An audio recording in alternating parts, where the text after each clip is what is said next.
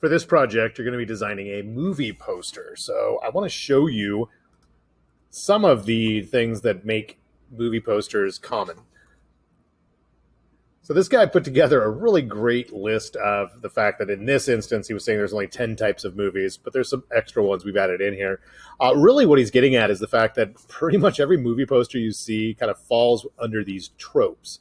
Tropes are just repeated cliches over and over again. So the orange and blue for action movies is really well known. Oh my gosh, look at the legs. Way too overused. Anytime there's a blurry police officer of some sort, usually running, the couple's leaning on each other. You see that all the time. Viewing somebody from behind. Overuse of the red dress. Orange and black again for some action movies where you do black and white and then one little splash of the color. You get that mist primarily on the horizon line or around the outsides of the actors. Super close in on the eyeball. This was popular for a while. Way overuse of yellow. And then anytime you see Tom Cruise, you see him in profile. Or if you ever watch any Tom Cruise movies, watch how often he's running. I don't know. There must be something in his contract that says, I must run in every movie that I'm in. But then here's a couple others that other people jumped in on, like the Hallmark Christmas movies. Green sweater, red sweater. Using big, bold, squished together uppercase words for comedy movies. This one I remember seeing a lot when I was in school. A lot of the overhead shot.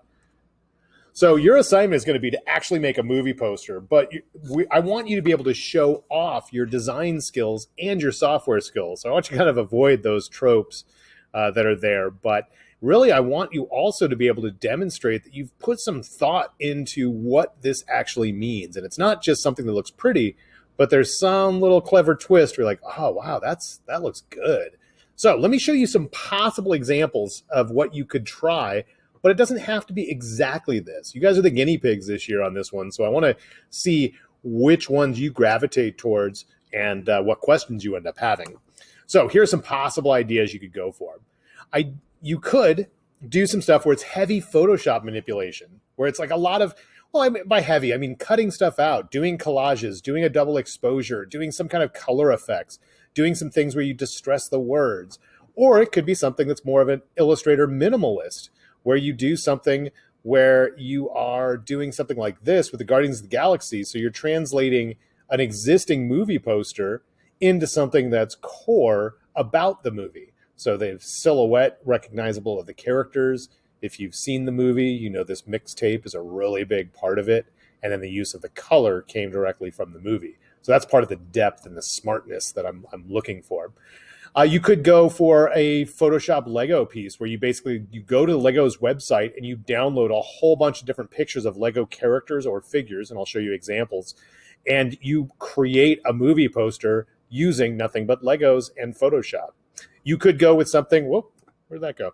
You could go with something very, where it's a pictogram, where you'd see like, bathroom signs and signage, but adding a little bit more of a twist to it, to be able to showcase what that movie actually is. Or if you want to try something really literal, you could go with some vector-based thing. And here's a movie about, the movie Gravity, the science fiction movie. But it's an apple. Clever. Or you can pitch your own style. But I just wanted to give you some parameters of what to look for. So let me give you more examples. So here are some examples of ones that I've got that are based on primarily Photoshop manipulation. So for example, this ad that wasn't really a movie poster, but was an ad for Game of Thrones. It's taking a series of screenshots and then Photoshopping them out, masking them out, combining them together, and then running some color effects on the side. So you've got this like orange color on one side, blues on the other side, and then, the little eyeballs popping up there. So it's a good example of using Photoshop and you're collaging a whole bunch of different pictures together, but then also doing a little bit of lighting effects and stuff to really make it, stand out and feel more uniform. So other examples.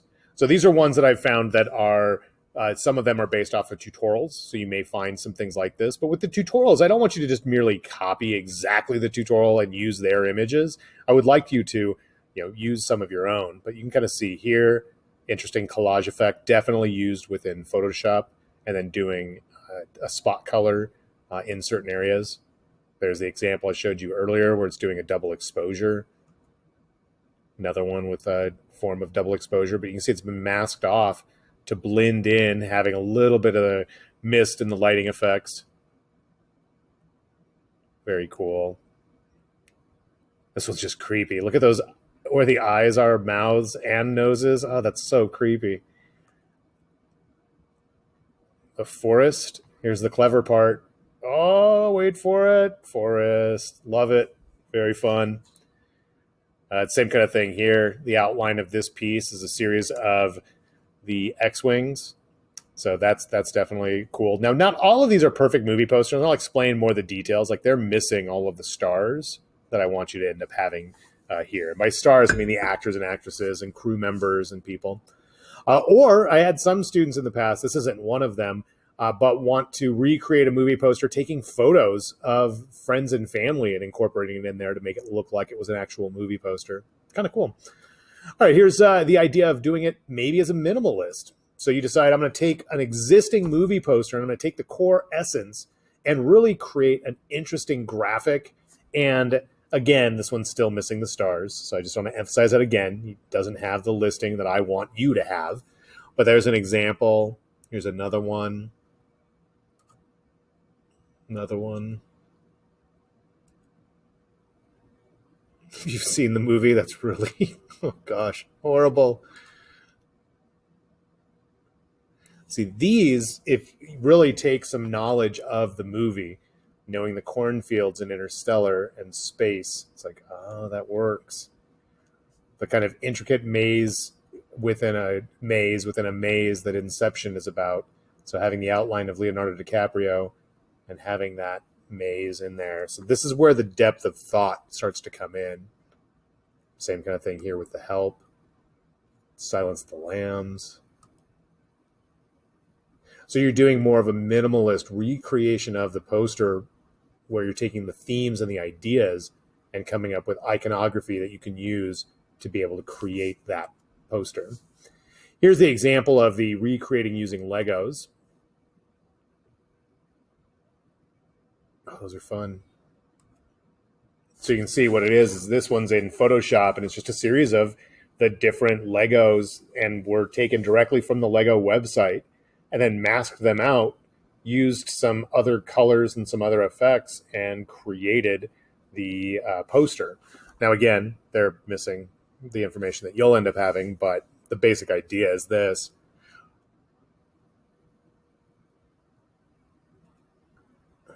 There we go. That's a better one. So you'll end up having some of those pieces, and I might help you out with some of that and having the release date on when it's coming out. But those pieces should all be things that you create. I love the I Am Legend. That's great. Here's the pictogram minimalist examples. That's fine. The pictogram minimalist examples, you can see it's 2001: A Space Odyssey. So you're utilizing things that are set up with, like bathroom signs, or things that are made more of geometric shapes. There's a Shaun of the Dead, Spider-Man, you got the Matrix, Titanic. That is definitely not the finished piece down here at the bottom, but you can kind of see. And then here's another idea. You could go literalist. So with a literalist movie poster, this is where some of your humor can come out. If you've got this kind of dry sense of humor, there's the Man of Steel. There's the Transformer. Wolf of Wall Street. Iron Man 3. 1, 2, 3. Gravity. The Life of Pi. Yeah. So those are kind of the categories that I'm thinking of, but you may have a different idea. The key thing with this is I want to tell you I'm looking for these. I'm looking for the objective things. Do you have a title? Do you have strong imagery? Do you have the actor and cast list? Do you have a release date? And is it the correct size? So those are either you have it or you don't. Then the more subjective part, the more artsy side, is how well does this show off your software and design skills? Does it look like you just threw it together, or is it really showing some depth of skill and thought? Speaking of thought, I want to see that you've demonstrated a depth of thought and that the concept is strong, that it's not just, unless you're doing the literal one, but even with the literal, there's some humor that's there. Your poster does not have to be funny. It just needs to show that you actually put some thought into why you're using the colors, why those images represent something from the movie. So that's why I'm recommending pick a movie that you really know something about, or make a sequel of something that you really know something about. And then I'm also looking to see, do you have good text and image hierarchy? Remember, I want to see, what do you see first, what do you see second, and what do you see third?